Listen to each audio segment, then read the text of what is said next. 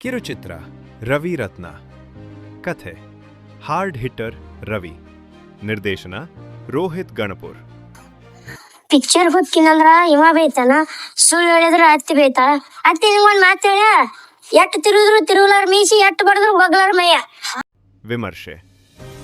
ರವಿ ರತ್ನ ಎಂಬ ಈ ಕಿರುಚಿತ್ರವು ನಂಬಿಕೆ ಮತ್ತು ಕಾಯುವಿಕೆಯ ಸುತ್ತ ಹೆಣೆದ ಭಾವುಕ ಪ್ರೇಮ ಕಥೆ.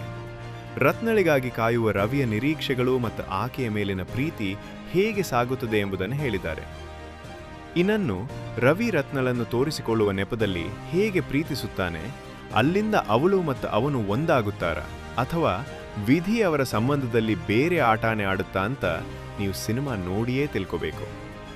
ಪಾಸಿಟಿವ್ಸ್: ಪೋಷಕ ಪಾತ್ರಗಳು, ಸಿನಿಮಾಟೋಗ್ರಫಿ, ಹಾಸ್ಯ ಇವೆಲ್ಲವೂ ನೋಡಕ್ಕೆ ಚೆನ್ನಾಗಿತ್ತು.